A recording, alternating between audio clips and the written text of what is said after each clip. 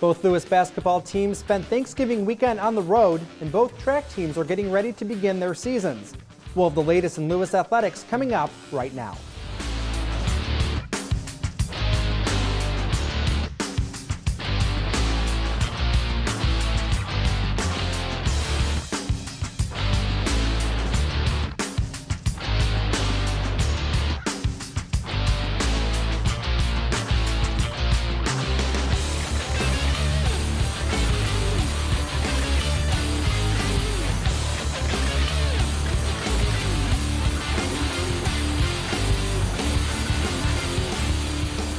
Hello and welcome to Flyer Nation, your source for the latest news in Lewis athletics.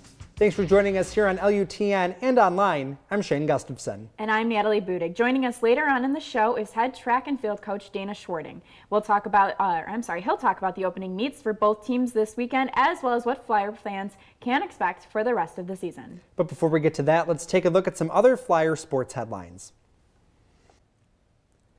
The number 4 Lewis women's basketball team spent Thanksgiving weekend on the road, traveling to Winter Park, Florida to participate in the Rollins tournament.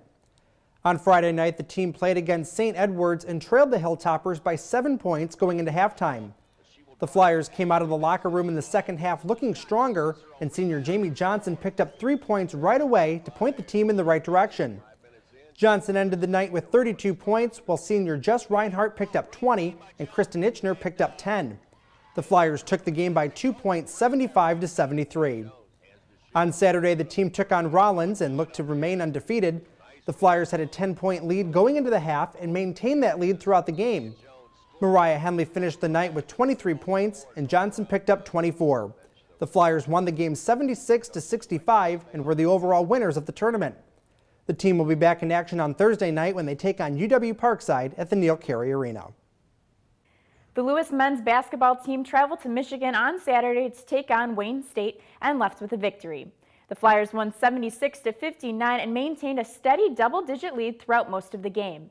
Senior David Niggins set a career-high 16 points, while seniors Jeff Jarose and Ryan Jackson each scored 11 points on the night. Head coach Scott Trost said that the team defended well and took care of the ball. The Flyers will host Olivet Nazarene this Wednesday at 7:30 p.m. Both Lewis swim teams traveled to Indianapolis 2 weeks ago to swim in the House of Champions meet. The men's team broke 4 school records during the meet, including the 200 medley relay and the 100 breaststroke. The team finished in second place in the meet on both Friday and Saturday nights and third place in the meet on Sunday afternoon. Meanwhile, the women's team set 2 school records of their own at the House of Champions. The team set the school record in the 200 medley relay and the 200 freestyle events. The team finished in 4th place in all 3 days of the event and was the highest ranked Division II school in the competition. Both teams will be back in action on December 17th when they travel to Liberty, Missouri to take on William Jewell. Both Lewis cross-country teams competed in the NCAA Midwest Regionals 2 weekends ago, and both teams came away with top 10 overall finishes. Sophomores Michael Leeds, Asher Scott, and James Fredrickson each placed in the top 100 individually and led the men's team to a 9th place finish. The number 24 women's team also saw success at the event and were led by a pair of top 20 finishes from sophomore Amanda Farrell, who set a career best time in the race, and junior Kristen Bosner, who set a personal record in the race. The women finished in 8th place overall in the competition, while Grand Valley State was the overall winner. Both teams will compete again this weekend in the NCAA Championships in Kentucky. Well, all of the Lewis teams are finishing up their seasons and in good time, with finals being just next week. Yeah, it gives them a chance to step aside from their sports and focus on school for the final exams. Right, absolutely. Well, plus it was also really cool to see that the women's basketball team got to take a trip to Disney World last week. Yeah. Kind of jealous, not going to lie, but maybe next year we can go with them. Yeah, weather would probably be a little bit nicer there too. Right, absolutely. All right, well, we're going to take a quick break, but when we come back, we'll talk with Lewis head track and field coach Dana Schwarting. Stay tuned.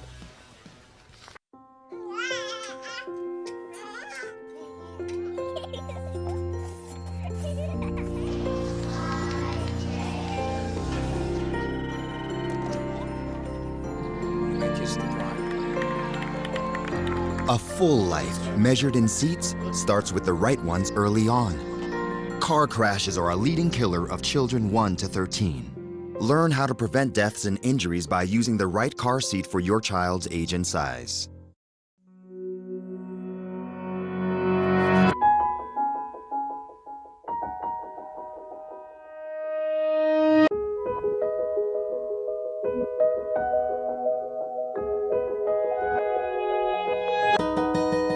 For those dealing with the daily struggles of caring for a loved one, we hear you. That's why AARP created a community with experts and other caregivers to help us better care for ourselves and the ones we love. Hey, this job looks perfect. It says you need people skills? Check. Driver's license? Check. And a high school diploma or GED.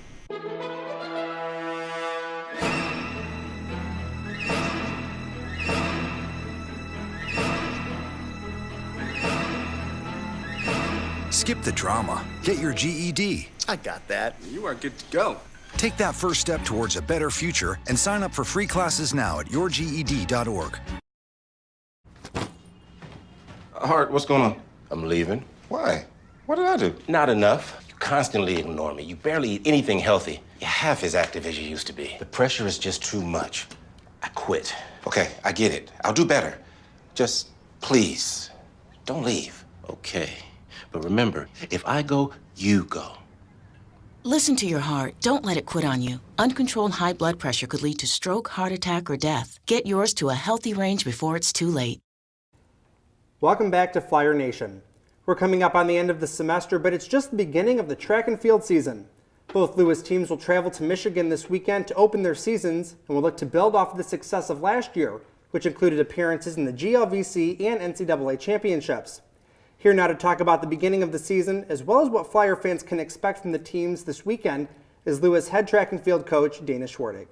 Well, thanks for joining us today, Coach. Yeah, thanks for having me over here. Always a pleasure. Yeah, not a problem. So I guess we'll go ahead. As I mentioned, the season starts this weekend in Michigan. What expectations do you have going into the opening weekend for both teams? Yeah, there's always a lot of excitement going into the first meet of the year. Obviously, you kind of see what you have. Practice can only show you so much. So we're excited to get this first meet out of the way. The kids have been practicing for a long time already, since September. So they're anxious to get this meet out of the way. As coaches, we're anxious to get this meet going. I think we have a really good team this year, but we'll definitely see after this weekend. So what kind of training has the team gone through this offseason to prepare for this first meet? Yeah, we kind of build since September. Like I said, we've been training, lifting a lot of weights, running a lot of miles, doing a lot of sprint workouts. But we've been kind of just grooming the whole team to be for this first meet. So, we expect to have good performances because we have been training, since September for this first meet. So this should actually be the most prepared meet we are, for the whole year. So last year, both of the teams were successful, did well in the GLVC and NCAA championships. How do you get back to that point this year? Well, obviously, winning the GLVC title on both genders last year indoors, that's always our goal going into the season. So having done it last year, the blueprint's probably already been set, and we can draw upon that with our teams. The hardest thing we have to do is just keep that hunger, let them know that the other teams are, trying to get that title back from us.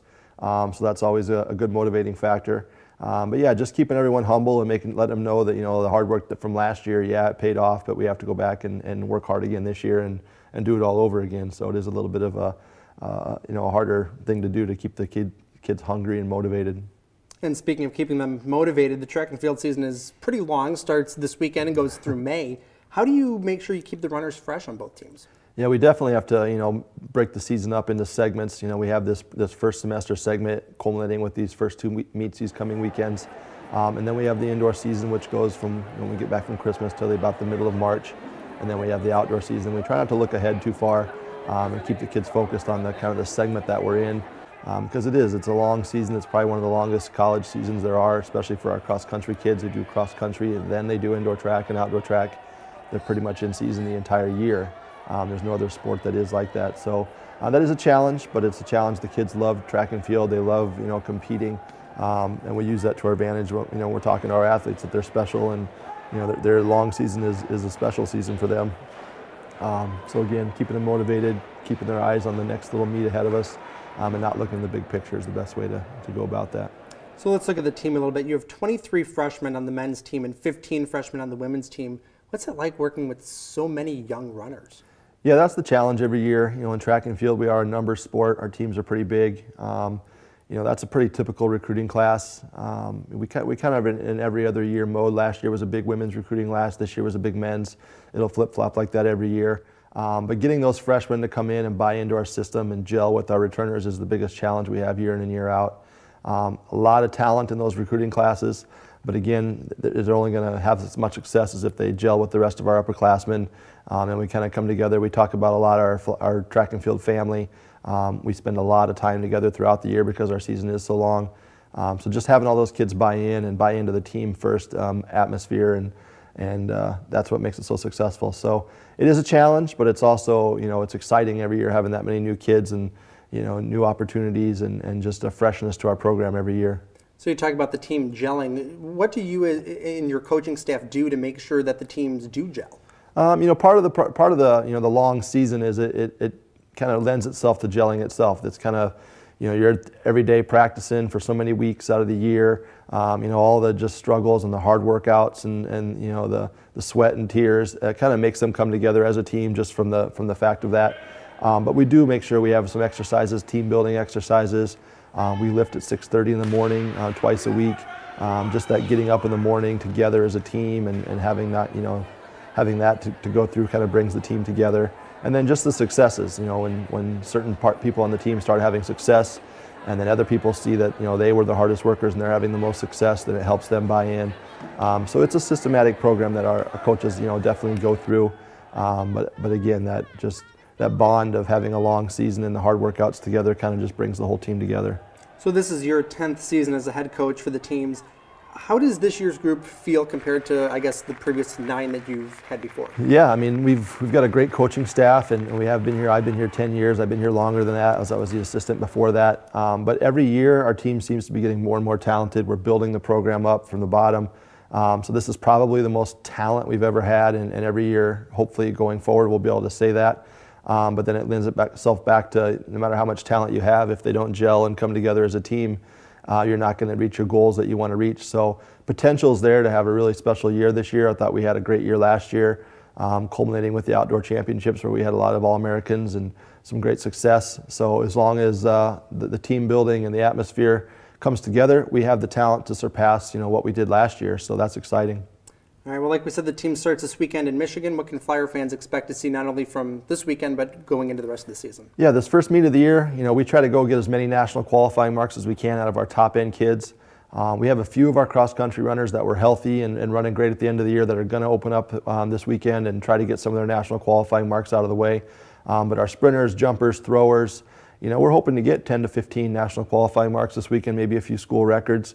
We definitely are looking great in practice. I think we're going to, as coaches, we have high expectations for this first meet. So I think when you see the release after the weekend and the results that come up, I think you're going to see some big national qualifying marks. And our men's team is ranked 16th in the nation preseason. Our women's team probably should be. I think but going into Christmas, you're going to see both teams ranked in the top 15 in the country, and I think we have the talent to be that. So I would be disappointed if we left this weekend without having a bunch of national qualifying marks and kind of cement ourselves as one of the top 20 teams in the country. All right, well, Coach, is there anything else you'd like to add while you're here today? No, we're just excited to get going. Obviously, again, the semester's winding down, but we're just kind of gearing up, so it's getting a different feel than the rest of the track or the Lewis community. But we'll go have a good meet this weekend, and then we'll let them take a little break over Christmas break, mental and physical break, before we get back to work when we get back after Christmas. All right, well, thanks, Coach, for coming out and joining us today. Always great. Thank you. Not a problem. We're going to take a quick break, but don't go anywhere. We'll be right back here on Flyer Nation.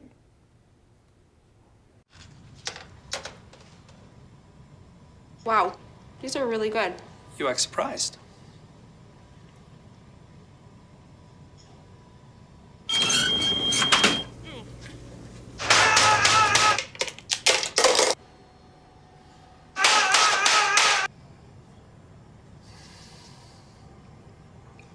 Practice makes perfect. You don't have to be perfect to be a perfect parent. There are thousands of teens in foster care who don't need perfection. They need you.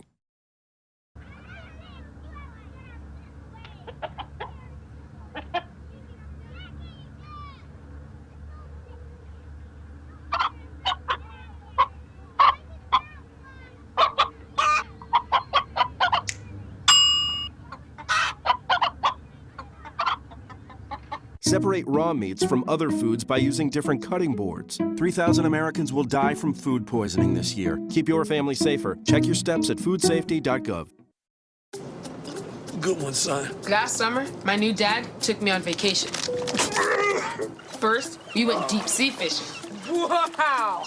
I'm so proud of you, son. And then we went on Thunder Shark. That was awesome! Let's go again. 3 times.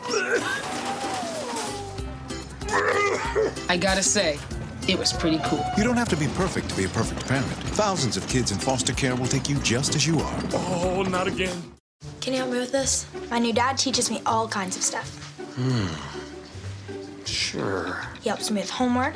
That would be 3.6795. Thanks. Yep. He helps me with my decision making. I wouldn't use this one. Ever. And he's even teaching me how to drive. And that's why cars have bumpers. I'm learning so much. You don't have to be perfect to be a perfect parent. Thousands of kids in foster care will take you just as you are. Welcome back to Flyer Nation. The basketball season started just a few weeks ago, and there haven't been any conference games yet. The GLVC hasn't put out any official standings, but let's take a look at where the teams would be sitting based off their early season records. On the men's side, Bellarmine and Indianapolis maintain the same 6-0 record. Southern Indiana is at 4-0, and McKendree stands at 3-0. The Flyers have a 4-1 record so far this season. On the women's side, the Flyers and UW Parkside are undefeated with a 5-0 record, while Southern Indiana is at 6-1 and Bellarmine is at 4-1. We have several student athletes to recognize this week, and we'll start with David Pyle of the Lewis men's soccer team. Daktronics has selected Pyle as the All-Midwest Region men's first team after he led the Flyers defense this season, including 8 shutout games and just 2 scores over the final 6 matches of the season. Pyle is now eligible for All-America consideration. The American Volleyball Coaches Association announced that Lewis women's volleyball players Alexis DeVito and Amy Choi have been selected for All-Midwest Regional Awards. The association named DeVito to the All-Midwest Region team, while Choi was named the All-Midwest Region Honorable Mention. DeVito led the conference and placed 52nd in the country in aces per set. Choi totaled 550 digs in this season and ranked 23rd in the nation for digs per set. The team finished with a 22-8 record this year. It's time for this week's Flyer Nation Player of the Week Awards. This week our award goes out to David Niggins of the Lewis men's basketball team. Niggins had a career-high 16 points in Saturday's game against Wayne State and continues to be a major factor off the bench for the team. The Flyers will look to Niggins for more this season for more clutch performances. Our second Flyer Nation Player of the Week is Zach Ballin of the Lewis men's swim team. Ballin set 2 school records 2 weeks ago at the House of Champions meet and continues to help the team move on this season. One of the records that Ballin broke was his own in the 100 breaststroke and was good enough for 2nd place. Last week, Lewis head men's basketball coach Scott Trost announced that he signed a Bloomington Central Catholic High School senior to a national letter of intent. Jake Reinhardt is one of the leading scorers at Bloomington Central Catholic and will begin playing for the Flyers next school year. Reinhardt is 6 feet 2 inches tall and is the brother of Lewis women's basketball player Jess Reinhardt. Trost says Jake has a very high basketball IQ and said he has the ability to impact the Flyers from the moment he starts playing. During his sophomore year, Reinhardt scored 14.1 points per game and had 4.4 rebounds per game. Well, it's good to see the men's basketball team is already looking forward to next season signing Jake Reinhardt. Right, absolutely. And I think it's really cool that, we have somebody's brother being signed. Jess Reinhardt played for Lewis, for a while. And I don't know, it's just cool to see that it's definitely a family affair. That's for sure, and he'll fit in very well with the team. Absolutely. Well, we're going to take a quick break, but we'll be right back here on Flyer Nation.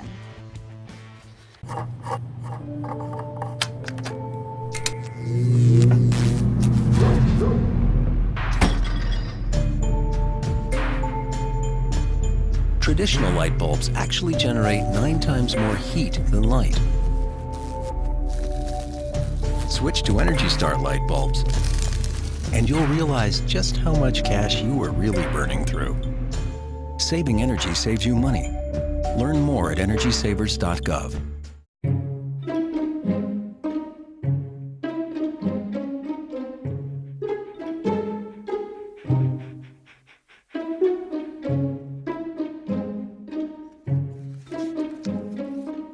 Oh, sweetheart. Gonna give you a hand? No thanks, Dad. I got it. Okay. I'm gonna go fix the lamp in your room. You don't have to be perfect to be a perfect parent. There are thousands of children in foster care who will take you just as you are.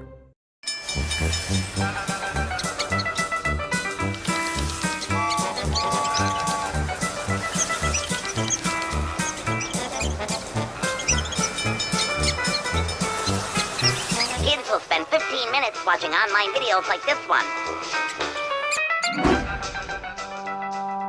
Brushing for 2 minutes now can save your child from severe tooth pain later. 2 minutes twice a day. They have the time. You wouldn't let money just blow out of your house. So when your AC or heater is on, make sure the doors, windows, and fireplace flue are shut tight. If you're headed out, turn down the AC or lower the heat by 10 degrees. And always keep your water heater set at 120. A little bit of common sense goes a long way. Get more great tips at energysaver.gov. It's the last week of the semester, but just because we're done with school, it doesn't mean the athletic events stop. We have a few games coming up this week. Let's take a look at the schedule.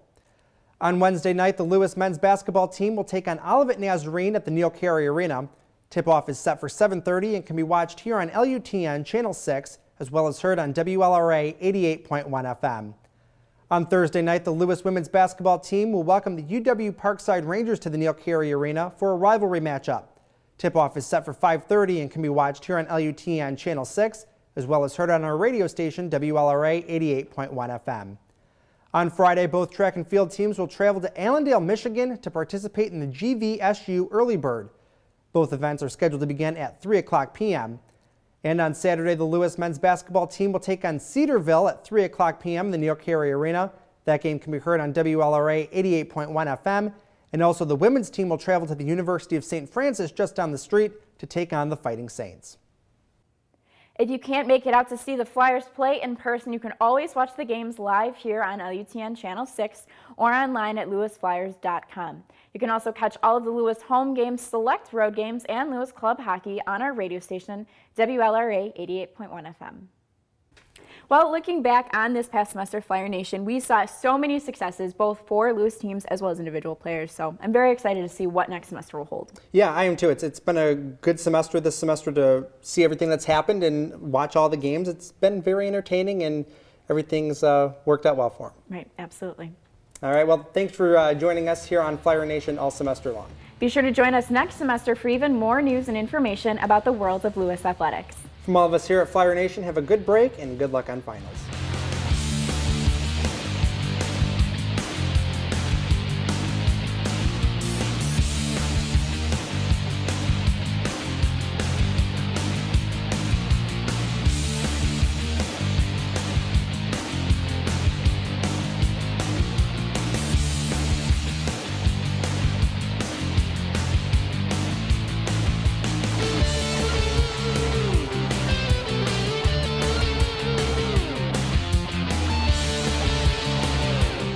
They say a picture is worth 1,000 words. We beg to differ. They are snapshots that represent lasting memories, stories to be told for years to come. Our story is one pictured not just with trophies, but with diplomas, friendships, a helping hand. New chapters beginning every season. This is the story of the Great Lakes Valley Conference.